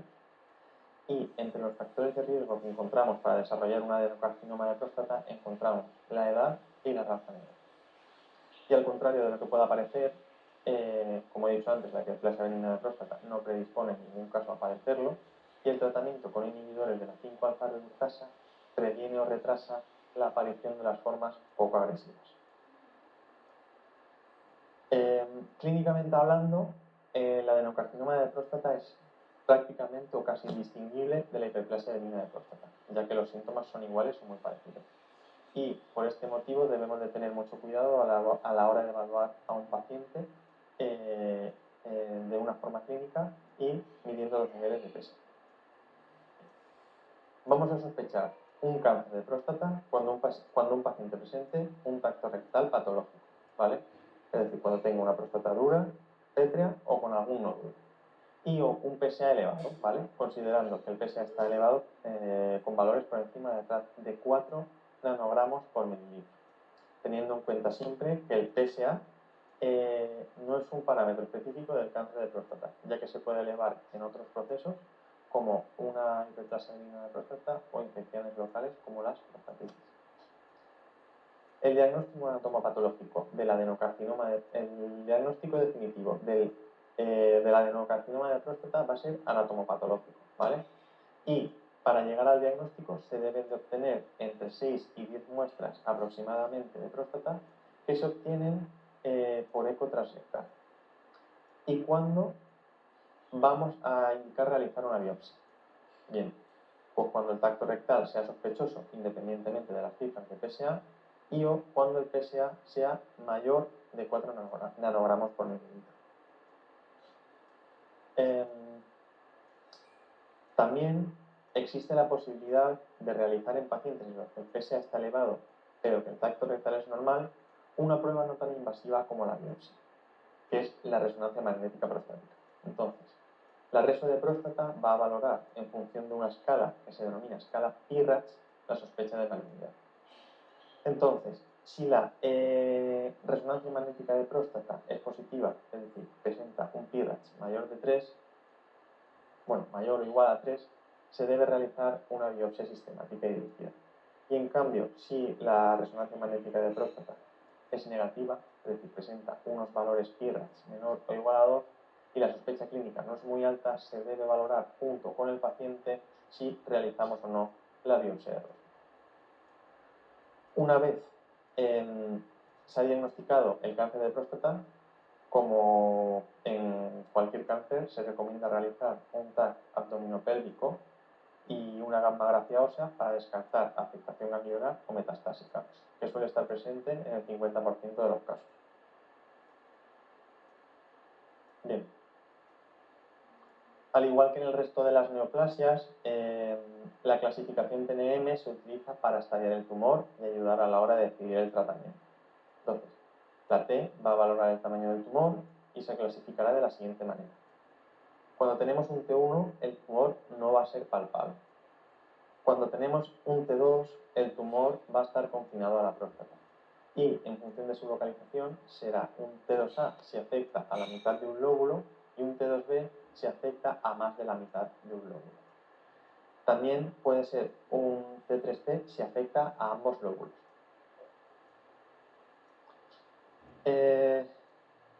Cuando el tumor es un T3, nos quiere decir que ya se extiende fuera de la cápsula, ¿vale? En un T3A hay una invasión de la cápsula y en un T3B hay una invasión de las vesículas seminales. Y en un T4 ya hay una invasión del tejido subyacente. Con la N valoraremos la afectación ganglionar regional, ¿vale? Cuando tenemos una NX no se va a poder asegurar la presencia de metástasis regionales. Cuando tenemos una N0 podemos decir que no hay metástasis ganglionares regionales. Y en caso de que haya presencia de metástasis ganglionares regionales, el paciente será considerado NM. Y con la M se va a valorar la presencia de metástasis a distancia, ¿vale? Una MX no puede valorar la presencia de metástasis a distancia, una M0 nos va a decir que hay ausencia de metástasis a distancia y una M1 nos va a decir que hay presencia de metástasis a distancia.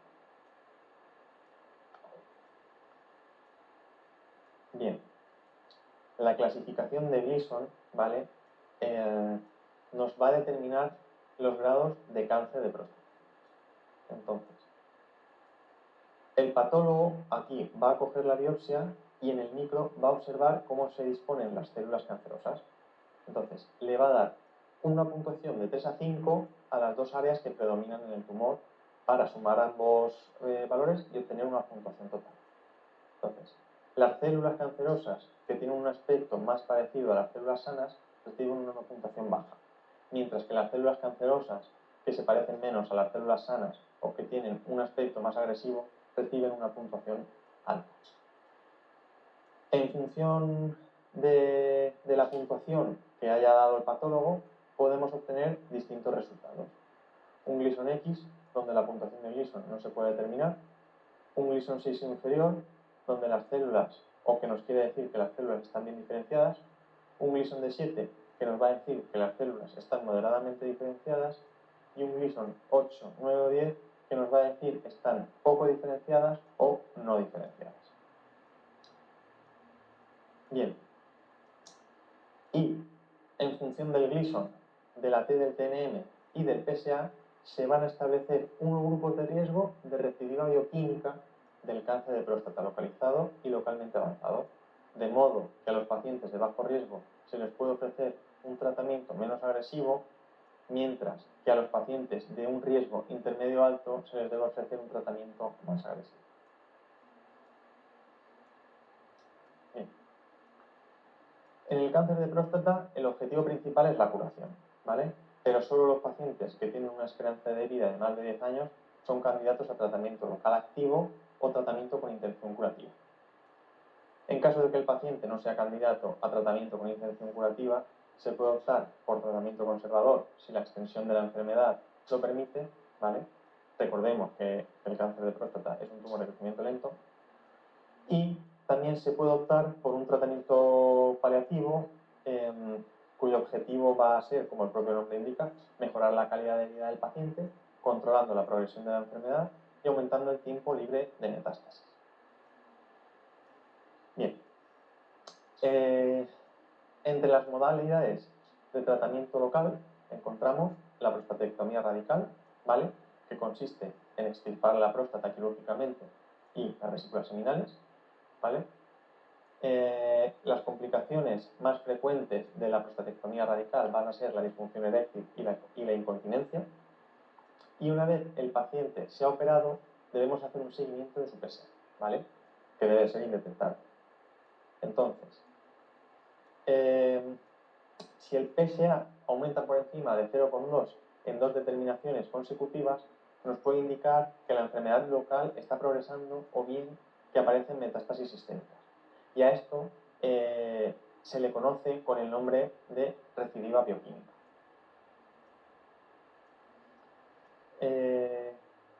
Dentro de las modalidades de tratamiento local también tenemos la radioterapia externa radical, ¿vale? Que lo que hace es controlar el tumor de una forma similar a la cirugía, pero en este caso siempre debemos asociar hormonoterapia en caso de que el tumor tenga un riesgo intermedio alto. Entre los efectos secundarios más frecuentes encontramos la disfunción eréctil y la incontinencia, como en la cirugía, pero también se han descrito con frecuencia o con relativa frecuencia otros como la cistitis, la rectitis y la proctitis radical. Y además debemos de tener en cuenta que estos efectos secundarios no aparecen de forma inmediata, sino que pueden tardar meses o años en aparecer. Al igual que con la cirugía, ¿vale? El PSA tras la radioterapia debe descender, ¿vale?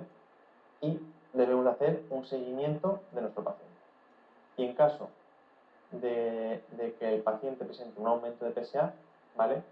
Tendrá que tener unos niveles superiores a 2 nanogramos por mililitro sobre el nivel más bajo que tenía para ser considerado como recidiva bioquímica. Dentro de las modalidades de tratamiento local, la última que tenemos es la braquiterapia o radioterapia interna, que es una alternativa a la radioterapia y que consiste simplemente en la colocación en la próstata por vía transperineal y siempre guiado por ecografía de unas semillas de yodo 125. Este tratamiento va a estar indicado en pacientes que hayan tenido una RTU previa, en pacientes que tengan una puntuación alta en la escala IPSS y en pacientes que tengan un volumen prostático mayor de 50 centímetros cúbicos. Bien. Como se ha comentado previamente, los pacientes que no son candidatos a tratamiento con intención curativa van a tener que recibir tratamiento sistémico con intención sistémica. Entonces, se pueden encontrar dos tipos de pacientes, unos totalmente sintomáticos y otros con síntomas. Entonces, en los primeros, ¿vale? En los asintomáticos, el objetivo va a ser aumentar la supervivencia e intentar que esta fase sintomática sea lo más larga posible. Y en los pacientes sintomáticos, el objetivo es disminuir la sintomatología y evitar las complicaciones. Bien. En En estos casos, el tratamiento consiste en una castración, ¿vale? Que va a producir simplemente un déficit de andrógenos en el cuerpo. El paciente tiene que comprender que este tratamiento no va a aumentar la supervivencia, ¿vale? Pero que sí que va a ayudarnos a controlar mejor los síntomas y que va a tener una mejor calidad de vida. La castración se puede hacer de dos formas, ¿vale? De forma quirúrgica, mediante la extirpación de ambos testículos, o de forma farmacológica, que es la que se utiliza de forma más frecuente. Para realizar la castración farmacológica se utiliza un análogo del GnRH que se asocia en las 2 primeras semanas a un antiandrógeno, ¿vale? Como la bicalutamida o la flutamida, para evitar la liberación masiva de la testosterona. Y entre los efectos secundarios de la castración encontramos la disminución de la libido y la capacidad eréctil, la ginecomastia, la mastalgia y la pérdida de masa ósea, entre otros efectos secundarios. Bien, en caso de que el paciente presente una elevación de PSA a pesar del tratamiento, vamos a considerar al tumor como resistente a la castración. Y para ello se van a utilizar una serie de tratamientos más específicos en los que no me voy a meter porque son bastante complejos y los llevan sobre todo oncólogos y urólogos. Pues vamos a ir con el séptimo y último tema que vamos a explicar en el bloque de la patología nefrourológica, que son las infecciones del tracto urinario, ¿vale? Que es una patología bastante frecuente o común en nuestra clínica o nuestra práctica clínica diaria. Entonces, las infecciones del tracto urinario son las infecciones más frecuentes en el ser humano, y es la infección nosocomial más frecuente. Durante la edad fértil suelen ser más frecuentes en mujeres, ¿vale? Pero en hombres hay dos picos de incidencia, que es cuando el lactante es menor de 3 meses, porque pueden haber alteraciones anatómicas o funcionales del tracto urinario, y en mayores de 70 años, ¿vale? Debido a una obstrucción infravesical por una hiperplasia benigna de próstata. Bien, en cuanto a la etiología, las bacterias suelen ser la causa más frecuente de infección del tracto urinario, y entre ellas los bacilos gram negativos, ¿vale? Como vemos en la imagen, la Escherichia coli es la causa más frecuente en mujeres y en hombres, aunque la frecuencia de esta bacteria es bastante superior en mujeres. Algunos bacilos gram positivos, como el Staphylococcus saprophyticus o el Enterococcus fecalis, también son causa frecuente de ictus en mujeres. Y los anaerobios suelen ser raros, ¿vale? Pero tenemos que pensar en ellos en pacientes sintomáticos que presenten cultivos negativos. Los hongos son mucho menos frecuentes que las bacterias, ¿vale? Aunque también pueden aparecer y debemos de pensar en ellos, sobre todo en pacientes inmunodeprimidos o en los que están ingresados en la UCI. Y la Candida albicans es el uropatógeno más prevalente dentro de este grupo. Y por último, tenemos los virus, que las infecciones virales son excepcionales como causa de patología urológica, pero existen dos virus que son el adenovirus y el poliomavirus BK, que pueden producir una cistitis hemorrágica grave en pacientes que han sido trasplantados de médula ósea. Bien. Para diagnosticar una infección del tracto urinario debemos de analizar una muestra de orina, y para poder analizarla lo primero que hay que hacer es recogerla. Entonces, tenemos la posibilidad de recoger la orina de 3 formas posibles. Mediante aspiración suprapúbica, que es muy útil en pacientes parapléjicos, mediante cateterización uretral, que es muy útil en niños, y mediante la muestra del chorro medio de emisión espontánea, que es el método más empleado y el que se utiliza casi siempre. Es muy importante que se recoja la muestra de una forma adecuada, ¿vale? Ya que es relativamente fácil que se contamine con flora del epitelio vaginal, ¿vale? Entonces, para recoger la muestra del chorro medio, se recomienda que se laven los genitales primero con povidona iodada y que las mujeres se separen los labios mayores en la mujer y que el hombre haga una retracción del prepucio. Bien. La orina se va a poder analizar mediante una tira reactiva o con seguimiento. La tira reactiva es una técnica muy sensible, pero de menor especificidad que el sedimento, y nos va a permitir analizar el pH, la proteinuria, la glucosa, el urobilinógeno, y evidencia también de forma indirecta la presencia de bacterias, como se representa, como veríamos en los nitritos, y de leucocitos.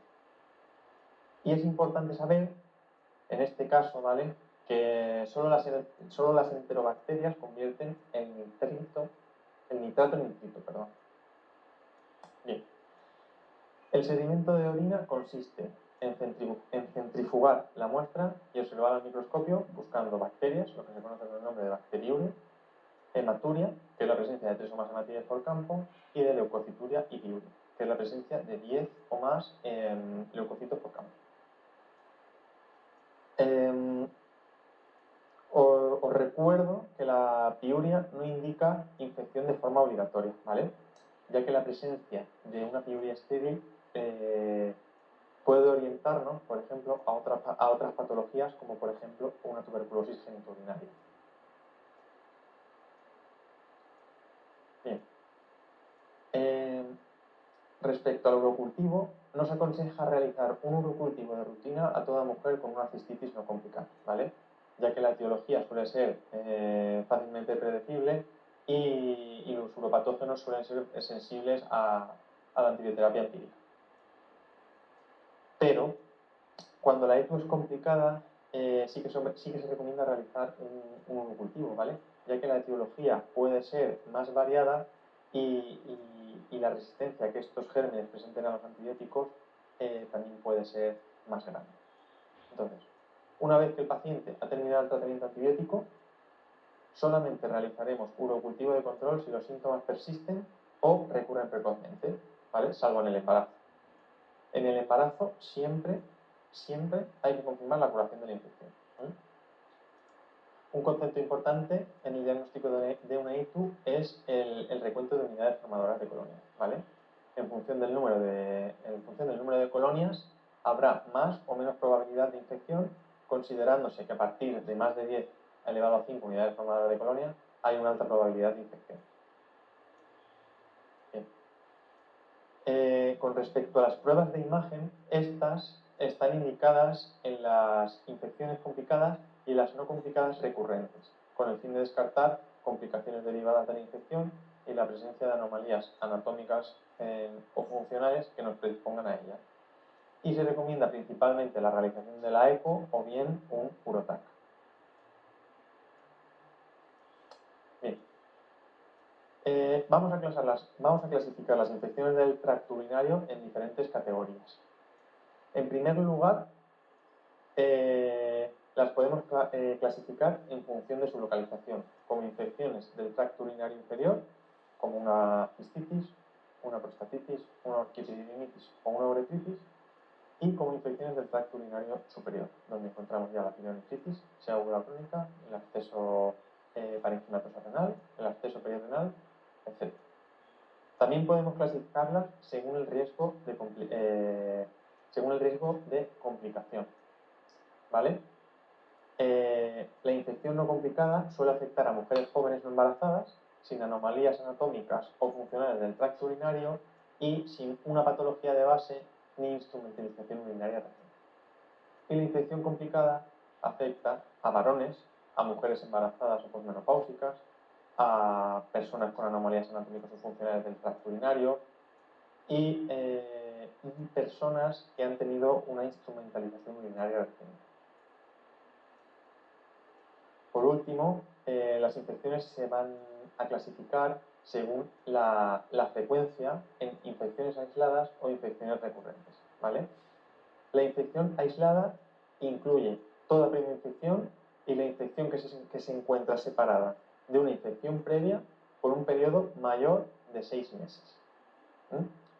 Y la infección recurrente es la aparición de un nuevo episodio siempre que se haya resuelto la infección previa habiéndolo confirmado con un urocultivo. Entonces, la infección recurrente, a su vez, se puede clasificar de dos formas, como reinfección y como recidiva. La reinfección se suele producir por un germen diferente a la infección previa y suele aparecer a las 2 semanas desde la infección anterior. Supone aproximadamente el 95% de las infecciones recurrentes en la mujer y requieren pautas cortas de tratamiento.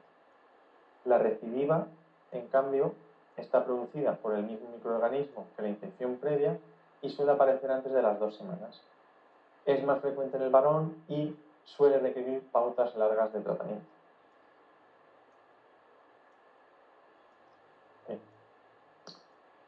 La definición de infección del tracto urinario es muy amplia. Incluye un abanico enorme de patologías que vamos a intentar describir a continuación. Bien. La bacteriuria significativa asintomática es la presencia de más de 10 elevado a 5 unidades formadoras de colonia en 2 cultivos sucesivos en mujeres no gestantes, o bien un único cultivo con más de 10 elevado a 5 unidades formadoras de colonia en mujeres gestantes o en varones. Y su tratamiento solo está indicado en caso de mujeres gestantes, en caso de infección por Proteus, en caso de pacientes inmunodeprimidos o en caso de que el paciente vaya a ser sometido a una cirugía urológica y tenga riesgo de lesión de la mucosa uroterial. La cistitis aguda, ¿vale?, es un cuadro clínico que se caracteriza por la presencia de disuria, de polaquiuria, de urgencia miccional, de tenesmo, de peso hipogástrico y de vez en cuando también se puede encontrar incluso hematuria macroscópica. En caso de que la cistitis sea no complicada, no es necesario realizar un urocultivo antes de la toma del antibiótico, ¿vale? Y una vez se haya confirmado la infección con una tira reactiva, se puede iniciar tratamiento antibiótico de forma empírica y además en pauta corta, ¿vale? Además, si con el tratamiento desaparecen los síntomas, tampoco sería necesario solicitar un urocultivo que nos confirme la erradicación de la infección. Y entre los antibióticos que podemos utilizar encontramos la nitrofurantoína, la fosfomicina, la amoxicilina clavulánico, las cefalosporinas de segunda y tercera generación o el cotrimoxazol, ¿vale? En caso de que la cistitis sea complicada, el tratamiento debe prolongarse a unos 7-14 días y tras finalizar el tratamiento antibiótico, en este caso sí que se recomienda realizar un urocultivo para confirmar que el tratamiento ha sido efectivo y que ha desaparecido la infección. La pielonefritis aguda es la infección del parénquima renal, ¿vale? Y se manifiesta con síntomas sistémicos como fiebre, mal estado general, escalofríos, síndrome miccional y dolor lumbar unilateral con una punioperfusión renal positiva. Existen factores de riesgo que van a predisponer a la aparición de una pielonefritis aguda, como son el reflujo vesicoureteral en el paciente, la presencia de litiasis o algunas anomalías anatómicas, como por ejemplo un riñón en herradura o un riñón en esponja. A nivel analítico, aparece una elevación de los reactantes de fase aguda y una leucocitosis con neutrofilia. Y en el sedimento podemos ver o solemos ver hematuria, piuria y en ocasiones cilindros leucocitados. Además, en este caso, sí que es necesario, o puede ser necesario, no, en este caso es necesario que se recojan muestras para hemocultivos y siempre tienen que coincidir con los picos fértiles. En cuanto al tratamiento de la pielonefritis aguda, si esta es no complicada, se recomienda observación en urgencias durante unas 6-12 horas aproximadamente y el tratamiento antibiótico se puede continuar en casa, ¿vale? Entonces, en urgencias se empezará tratamiento empírico con ceftriaxona, una quinolona o un aminoglucósido y luego, en función de los resultados del urocultivo, se desescalará y se continuará el tratamiento en domicilio. En cambio, si la pielonefritis aguda es complicada, se recomienda que el paciente sí ingrese en el hospital y se va a iniciar tratamiento empírico intravenoso con ceftriaxona más un aminoglucósido porque va a cubrir mejor el enterococo, o con un beta-lactámico de amplio espectro en monoterapia, como puede ser un carbapenem o la pipertaz, ¿vale? Además, en la pielonefritis aguda se recomienda hacer una prueba de imagen, ¿vale?, para descartar complicaciones a nivel renal, ¿vale?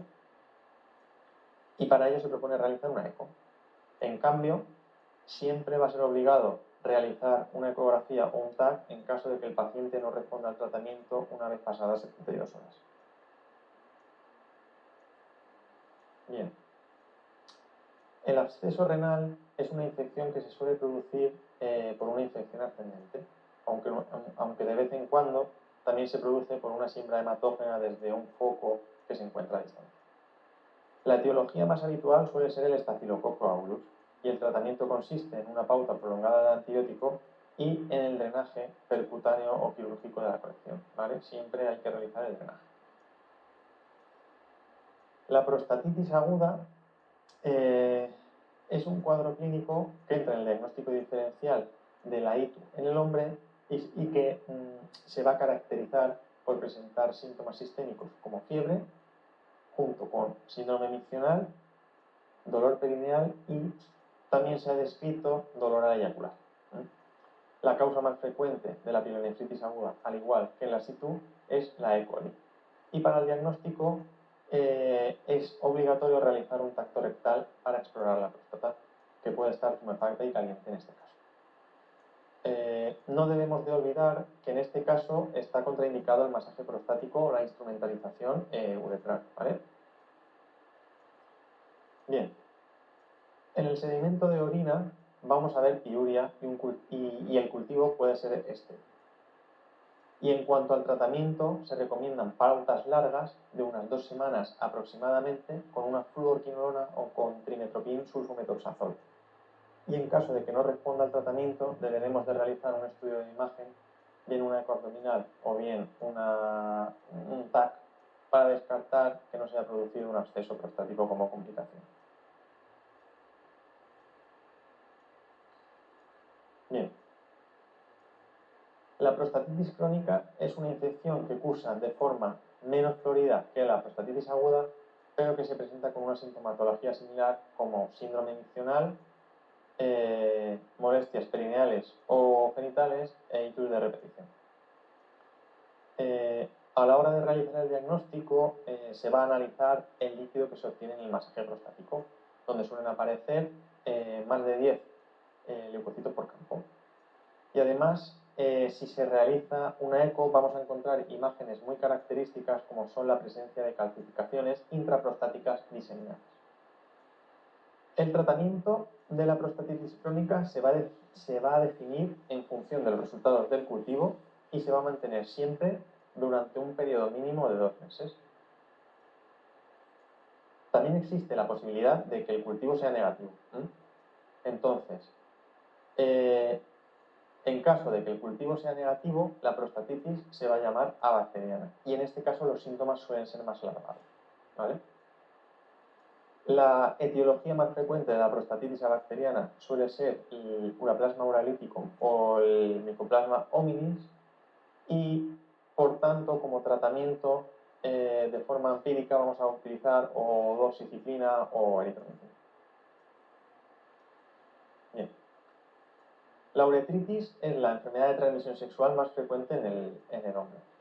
Y la etiología más frecuente es la infecciosa, aunque también pueden aparecer uretritis tras una manipulación de la vía urológica o en pacientes con malformaciones anatómicas. Entonces, dentro de la etiología infecciosa, ¿vale?, los 2 gérmenes más frecuentes van a ser la Neisseria gonorrhoeae y la Chlamydia trachomatis, teniendo en cuenta que la Chlamydia trachomatis va a causar entre el 40 y el 40% de las uretritis que no son gonocócicas. Y es frecuente que ambos gérmenes suelan coexistir en el mismo momento. Otros microorganismos que también son causa de uretritis, pero menos frecuentes, son, por ejemplo, el Mycoplasma genitalum o el Uraplasma urolítico, ¿vale? Clínicamente, la uretritis se va a caracterizar por presentar disuria y exudado uretral. Y para intentar distinguir entre un gonococo y un no gonococo, ¿vale?, nos basaremos en el tiempo que ha pasado desde la supuesta relación sexual hasta que han aparecido los síntomas. En la uretritis gonocócica el debut suele ser precoz, en torno a los 3-5 días tras el contacto sexual. Y en la no gonocócica suele aparecer pasadas 1 o 2 semanas.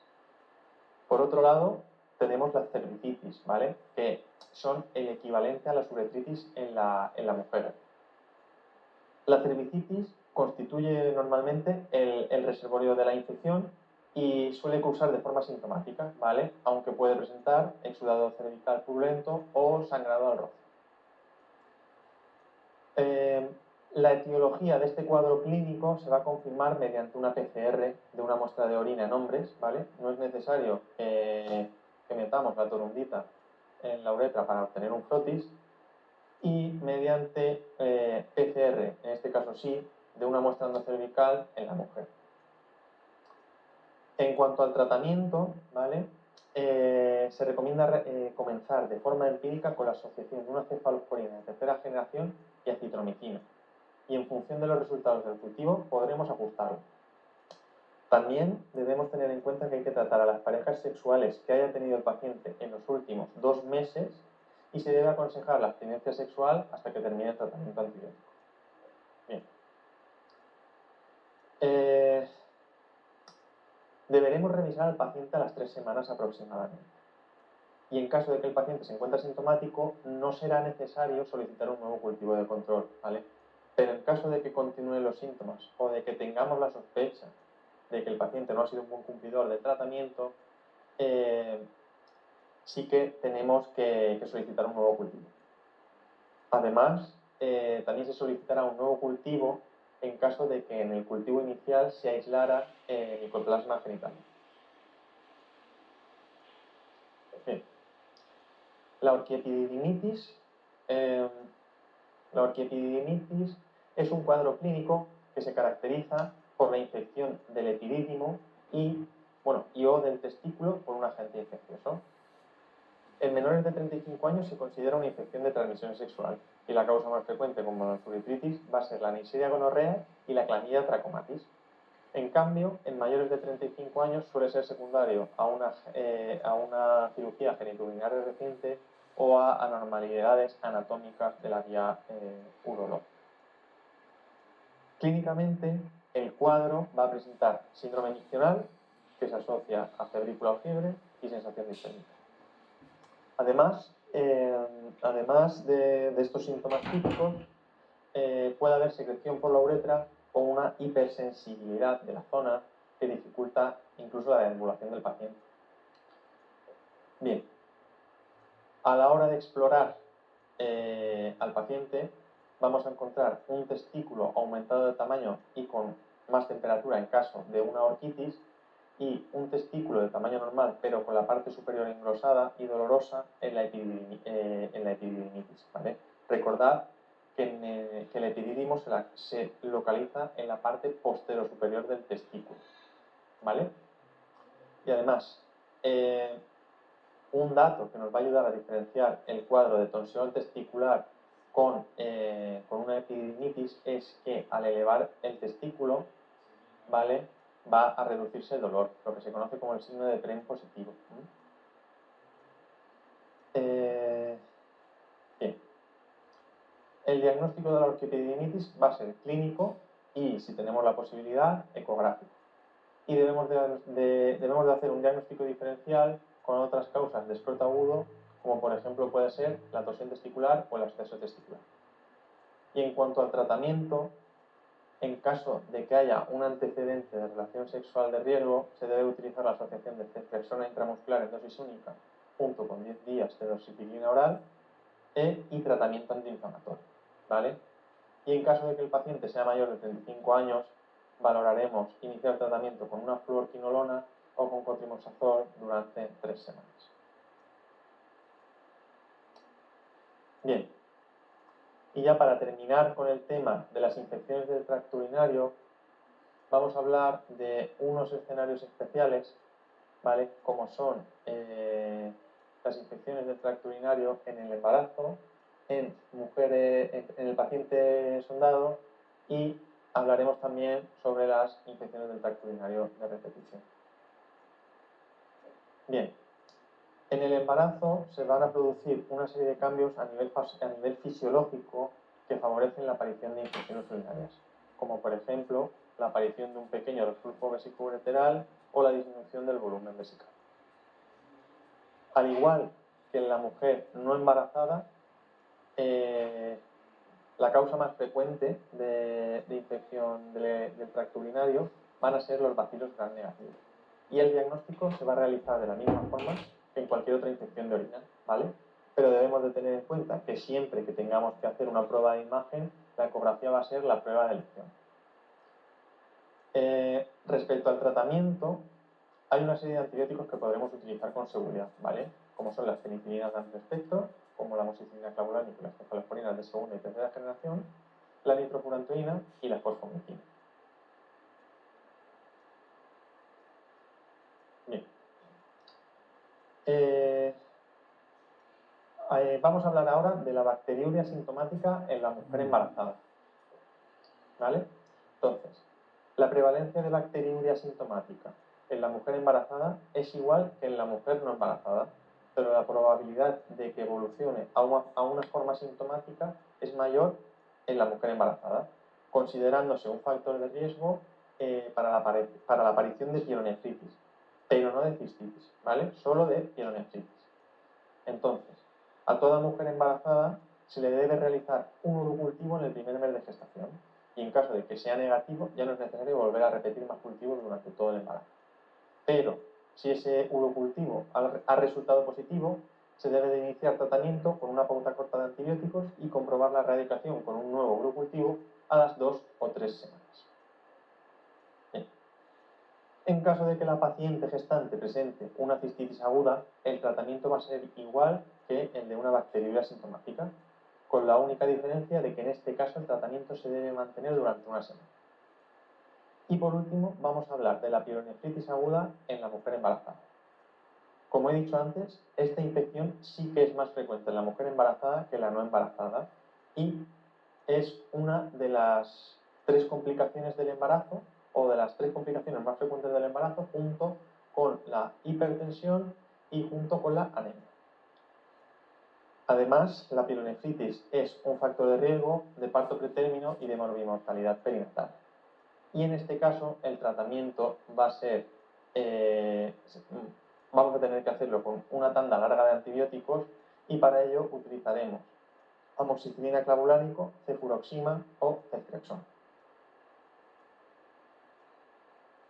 Bien, en cuanto a la infección del tracto urinario en el paciente sondado, debemos saber que el sondaje vesical es la causa más frecuente de infección nosocomial, y el riesgo de desarrollar una infección del tracto urinario es mayor cuanto más prolongado es el tiempo que se mantiene la sonda. Por tanto, intentaremos utilizar el sondaje el menor tiempo posible, y siempre que podamos utilizaremos sistemas de drenaje cerrado, ya que la bacteriuria va a tardar más tiempo en aparecer que los sistemas de drenaje que son abiertos. Si estos pacientes que están sondados no tienen ningún síntoma, no va a ser necesario que hagamos urocultivo de rutina, ya que la bacteriuria asintomática no se trata en este tipo de pacientes. Otra cosa sería que el paciente empezara con síntomas iniciales o fiebre. En este caso sí que debemos de recoger un urocultivo y además empezar tratamiento antibiótico. Y además debemos de realizar un cambio de sonda, salvo que el paciente tenga una prostatitis aguda, donde solo realizaremos tratamiento antibiótico. Y ya para terminar el tema, vamos a hablar de las infecciones del tracto urinario de repetición. Este tipo de infección suele ser más frecuente en la mujer, y no es necesario que el paciente tenga alteraciones anatómicas o funcionales del tracto urinario, ¿vale? Entonces, en función de la edad que tenga el paciente, podemos distinguir distintos factores de riesgo, ¿vale? Si la mujer es joven, destacan sobre todo la actividad sexual, el cambio de pareja sexual y el uso de espermicidas. Y en mujeres posmenopáusicas destacan el déficit de estrógenos que aparece, y el prolapso de los órganos pélvicos. Bien. Este grupo de pacientes suele ser bastante difícil de manejar, ¿vale? Suelen aparecer con frecuencia en consulta, con bastantes quejas y siempre van a solicitar derivaciones al urólogo, ¿vale? Pero podemos intentar manejarlos de distinta manera, ¿vale? Podemos realizar una serie de medidas higiénico y dietéticas que incluyen el aumento de la ingesta de líquidos y la micción pre y postcoital. Podemos utilizar profilaxis no antibiótica, como por ejemplo recomendar a la paciente que tome arándanos rojos, que utilice probióticos vaginales o que utilice estrógenos tópicos vaginales en caso de que sea posmenopáusica. Y luego ya, como último escalón, se podría utilizar la profilaxis antibiótica, que se puede emplear en pauta diaria o postcoital y siempre eligiendo el antibiótico basándonos en los cultivos anteriores que haya tenido la paciente. Bueno, con esto termino con el bloque de patología nefrourológica. Hemos ido un poquito rápido porque nos hemos tenido que ajustar al tiempo que tenemos, pero por lo menos hemos explicado los temas más importantes. Espero que os hayan servido y si tenéis cualquier duda, no dudéis en poneros en contacto con nosotros. Un saludo.